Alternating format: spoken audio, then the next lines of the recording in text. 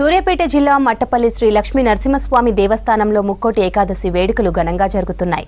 తెల్లవారుజామున 5 గంటలకు ఆలయ ఉత్తర ద్వారం నుంచి భక్తులకు శ్రీ మహావిష్ణువు అవతారంలో దర్శనమిచ్చారు నారసింహుడు. 2 రోజుల పాటు జరగనున్న ముక్కోటి ఉత్సవాలకు 2 తెలుగు రాష్ట్రాల నుంచి భక్తులు పెద్ద సంఖ్యలో తరలివచ్చి స్వామివారిని దర్శించుకుంటున్నారు. భక్తులకు 13కు పైగా అన్నదాన సత్రాల్లో ఏర్పాటు చేశామన్నారు ఆలయ ధర్మకర్తలు.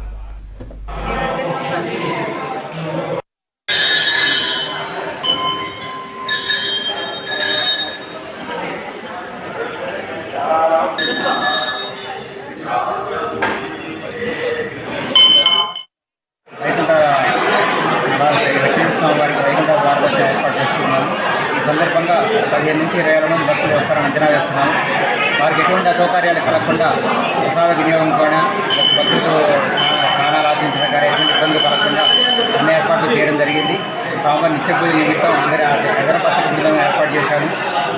అన్నదానం అన్ని అన్నదాన సత్రంలో అన్ని కులాల అన్నదాన సత్రాలతో సుమారు 19 అన్నదాన సత్రాలతో వచ్చిన భక్తులకు ఎటువంటి ఇబ్బంది కలగకుండా అన్నదానాన్ని ఏర్పాటు చేశాము. మట్టపల్లి నివాసాయ మధురానంద రూపిణే మహాయజ్ఞస్వరూపాయ శ్రీ నృసింహాయ మంగళం. తెలంగాణ రాష్ట్రంలో అతి ప్రాచీనమైన అతిపెద్ద దేవాలయం మన సూర్యాపేట జిల్లాలో మట్టపల్లి మహాక్షేత్రం. స్వామివారి స్వయంగా వెలిచారు. శంకు చక్రము భక్త ప్రాణం తరలిపుచ్చుపెట్టుకొని స్వయం శిరసు పైన సహస్ర వేపడిలతో స్వామివారు యోగాసన కూర్చొన్నారు. వరద్వారి మహర్షి పద్ధతి చేసిన దక్షిణాన శంఖం నలసాని గ్రామం స్వామివారు ఉంటాయి. వాటి వైద్యం కూడా గురుస్వామి వారికి పంచసూత్రంగా పంచామృతాలని ప్రతినిత్యం కూడా అభిషేకం జరుగుతుంది. దక్షిణ భాగాన కృష్ణానదికి వెళ్ళి గుహామార్గం ఉన్నది. ఆ గుహామార్గం సప్తృప్తి దేవతలు వచ్చి స్వామివారికి అర్చనాలు చేసుకుని వెళ్తుంటారు. ప్రతినిత్యం కూడా స్వామివారి విశేషమైన ఆరాధన జరుగుతుంటాయి.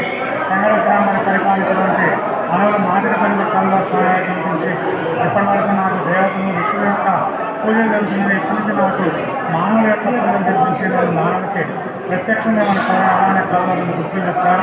నా గుహరంగా ఆరచెట్టు ఉంటుంది. ఆరచెట్టు మీద గరుడబడుతున్నది అని చూడంగానే పశ్చిమ తూర్పు లేచిపోతుంది. దానికి విధానం పగలబట్టి చెప్పగా ఆ వెహికల్ సభవారం వచ్చి ఎదురుకొన్న ద్వారం జరిపించారు.